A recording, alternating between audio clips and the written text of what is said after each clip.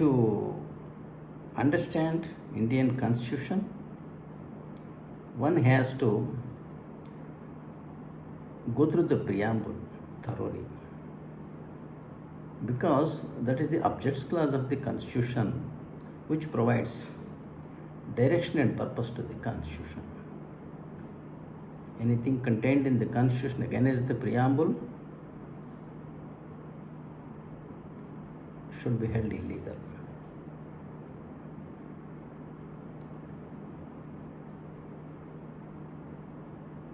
In this article, I am going to tell you that India is unitary and republic, but not federal. First of all, we have to consider what is meant by republic. Republic is not a defined word either in the Constitution or on the General Clauses Act. Hence, you should resort to the English dictionary, which says republic is a country which is ruled by an elected or nominated president in the place of a monarch, in which people are supreme.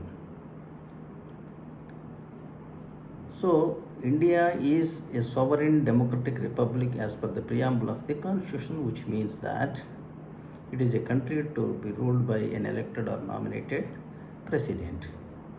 That way, India is a presidential democracy, not parliamentary democracy. UK is parliamentary democracy because people elect parliament members elect the prime minister who rules the country. They don't have any elected president. But it is different in India and in America. We have an elected president and an appointed prime minister. Unfortunately, prime minister is ruling the country. It's a different matter. It is a misunderstanding of the Constitution or misinterpretation of the Constitution. India is sovereign democratic republic. In fact, these are redundant and ornamental words. It would have been sufficient for the constitutional framers to say India was republic. Republic anyhow is always a democracy. I told you, republic is a country which is ruled by an elected, nominated president in the place of a monarch in which people are supreme. If people are supreme, that is what democracy is. And now I come to the point of unitary. Uni means one. In India, it is unitary because if in a federal country, in the states also there will be elected governments. In America, state governors are elected people. In India, they are appointed people, appointed by the President of India under Article 155 and removed under Article 156.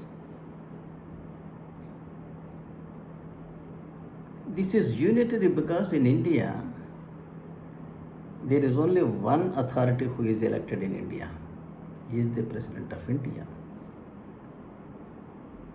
Democracy has got two wings. One is legislative and the other is executive. The third is judiciary, is a different matter now. Everybody is elected to the legislatures but not as executive. The job of legislatures is to participate in the presidential elections and then makes laws for the country, make enactments for the country. And ruling is not the job of the legislatures. Ruling the country in accordance with the laws made by the legislatures is the duty of the executive. That is the reason why Indian executive, President of India, he takes oath to preserve, protect and defend the Constitution of India and the law to the best of his ability. Either Supreme Court judges or parliamentarians, legislatures or ministers don't take such a oath. They take oath to bear true allegiance to the Constitution and to uphold the sovereignty. President of India and his subordinate governors, they don't take such oath because they themselves are the sovereign power of this country being elected. President of is elected on an elaborate process. He is elected by all the MLAs in the country and all the elected parliament members in the country. It is called electoral college. You can think over for a while how a prime minister who has majority in Lok Sabha alone, that to a single seat majority, who loses his position by another single seat, can be more democratically elected than the president who is elected by all the assemblies in the country and both houses of parliament, Lok Sabha and Rajya Sabha. And moreover, I tell you, my friends, election of prime minister is not contained in the constitution. It is contained only in Article 91 of the Pakistan Constitution. And selection of chief minister based on his majority in the assembly is contained in Article 130 of the Pakistan Constitution. I am surprised. I don't know why Pakistan Constitution is being implemented in India. In India, Prime Minister is appointed by the President of India, and the other ministers are appointed by the President on the advice of the Prime Minister. And their terms of office shall be during the pleasure of the President. They are not elected people. Who elected Manmohan Singh? Who elected Uddhav Thackeray? Who elected Mamata Banerjee in the previous terms? Who elected Adityanath? Yogi Adityanath? These are all nominated MLCs. Chief Minister and Prime Minister or other ministers' posts come by appointment, not by election. People don't elect them. People elect only assembly, MLAs and MPs. They elect the president. That is the only two elections contemplated under Article 324 of the Constitution for the Election Commission of India. Electing a parliamentary party leader, electing a legislative party leader, and to prove that majority is hiding these MLAs, MPs in forests and bringing them in luxury coaches and asking them to vote openly by issuing a whip is not democracy at all. They are all false, funny and shameful practices. They are not contained in the Constitution. Please understand, President is the only elected executive in India. He is endowed with all the powers. He is the Supreme Commander of Armed Forces. He appoints Supreme Court judges, High Court judges, Prime Minister and other ministers, governors, Attorney General, Auditor General, Chief Election Commission, and all other SC, ST, BC commissions. In regarding removal also, some of them he can remove on his own at his pleasure.